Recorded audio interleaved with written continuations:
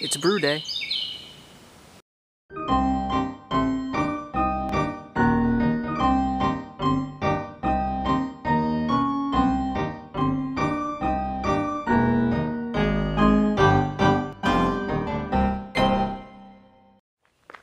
Hey everybody, so I'm brewing a Hope and King Scotch Ale today. I already got my mash water heated up. I hit my mash temp perfectly. That's probably the first time I've actually done that. So right now in my mash tun, I have the all the grains mashing for Hope and King Scotch Ale.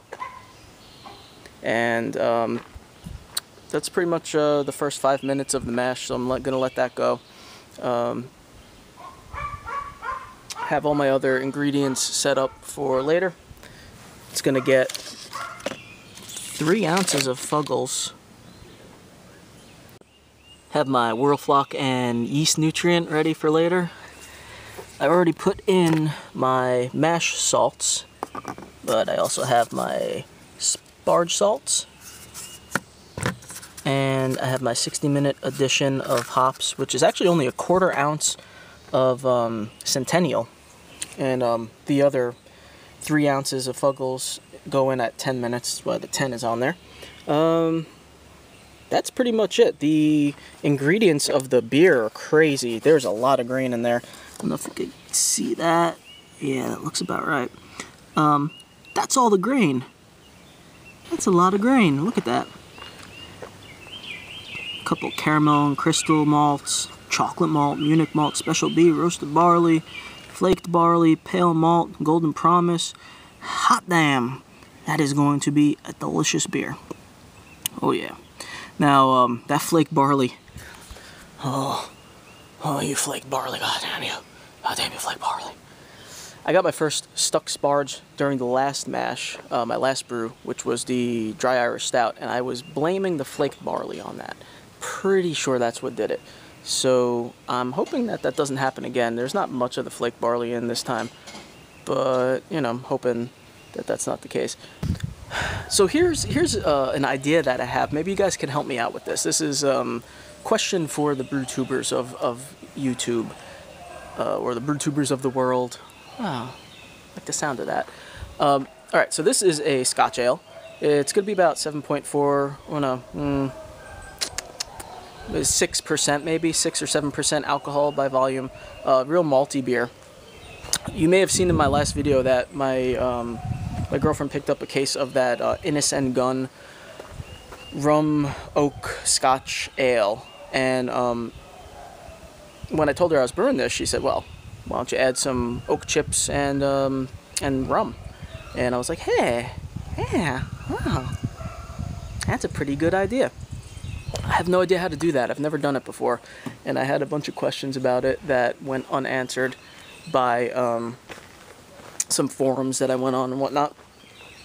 And I was hoping maybe you guys could help me out. So I was wondering, first of all, do I have to use oak? Can I use hickory? Because I have hickory wood that I use for my smoker when I made that smoked turkey that you guys saw.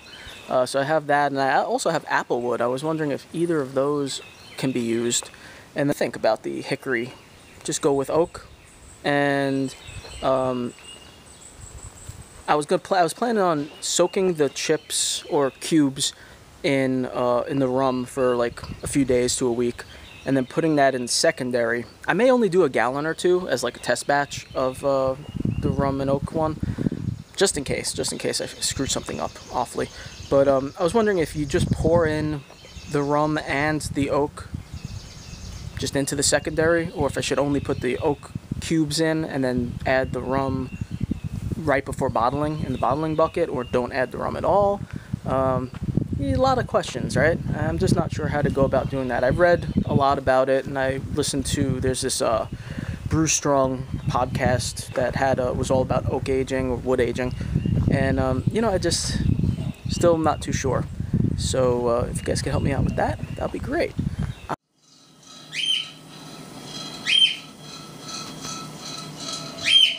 Oh yeah, waffle break. That's what I'm talking about. Waffles!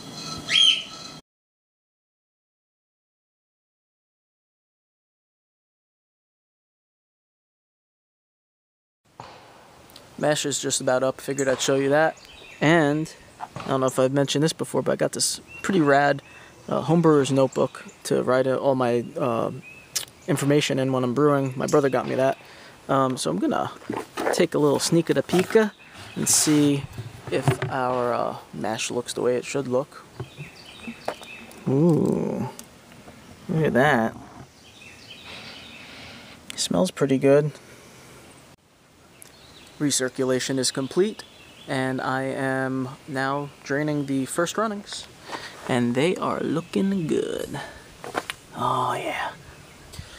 You know the drill. Get the first runnings, take a gravity reading, sparge, boil. Yeah, that's what I'm talking about.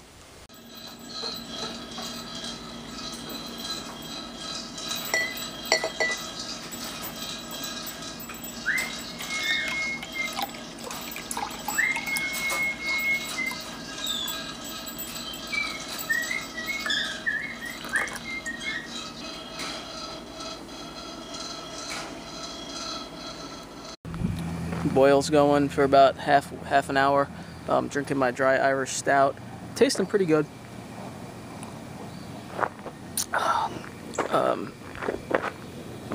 Nice and roasty, medium bodied. Not bad on a hot summer day. I know a lot of you are seasonal drinkers and like to have lighter beer, wheats and whatnot, but hey, stout, man, stout. I like the stout.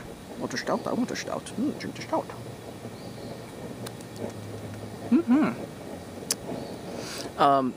As I mentioned earlier, I don't know if I'm going to use that clip or not. It was aged for 2.5 months in a bucket fermenter and 3 weeks in the bottle. So as these age a little more, they're going to hopefully come into their own. Good right now too though, so I'll definitely be drinking them on and off. And what I was about to say is that as you might have noticed, I brew outside on the obviously the ground floor, but unfortunately all of my equipment, everything that I need, all this stuff that I have, even this table and everything here is not on the first floor, not on the second floor, but on the third floor of my house. So every time I brew, I have to carry all this stuff down. I even have to take this table off the deck, which is on the second level. Everything has to come all the way down. So each brew day is, say, a good half an hour of just carrying stuff around. Not too much fun. So I'm gonna finish up relaxing with my stout. In about 10 minutes I'll throw in the last addition of hops, my yeast nutrient, all that good stuff, and call it a day. Maybe I'll give you a shot of the finished beer. Luckily, you know what I did this summer, my girlfriend really wanted a air conditioner for the bedroom, and I before that had no air conditioners in the house at all.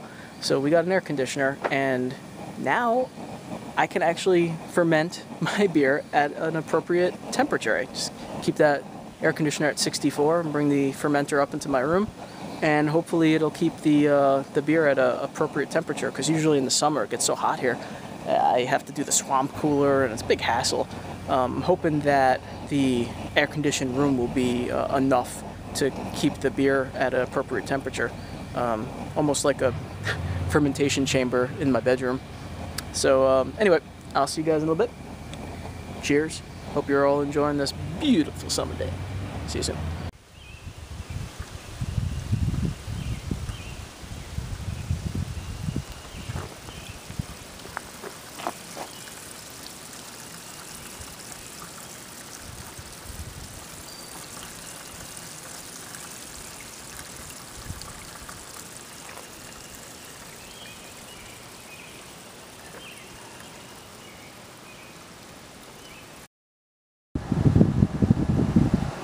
Well, that's the room temperature anyway, in this area.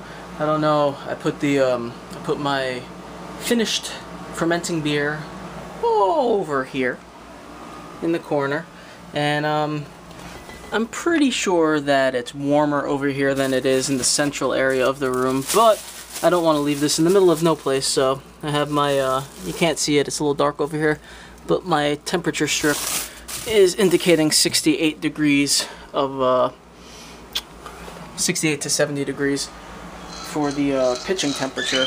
I pitched the yeast. I just brought this up here. I still have to clean up everything downstairs. But I got that going, and I'm going to give it, I think, 3 weeks, 4 weeks maybe in primary, and then I'll see what you guys say about the oak and rum, and maybe I'll do a secondary with the, maybe a gallon or two, maybe the whole batch, we'll see. It does state that there should be a 2-month secondary in the recipe guide. I tend not to do secondaries. I don't really know if I want to do that, so we'll see. Let me know what you guys think. It's a Scotch Ale. Original gravity is 1.050, which is, I think, what my target gravity was. I have to double check that. And I got pretty much what I was shooting for. This was actually the best brew I've ever done in terms of hitting all my marks. Hit all my temperatures, hit all the volumes that I wanted. At about 5.4 gallons, which is what I shoot for, so that my bottling volume is 5 gallons after Trub and all that.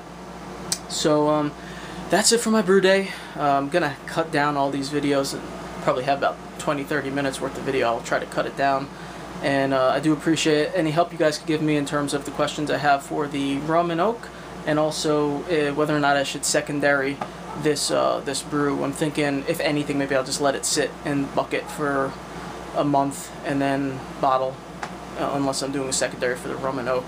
If I'm not doing the rum and oak, I don't know if I should secondary. Anyway, that's it for me. Have a good one, and stay cool.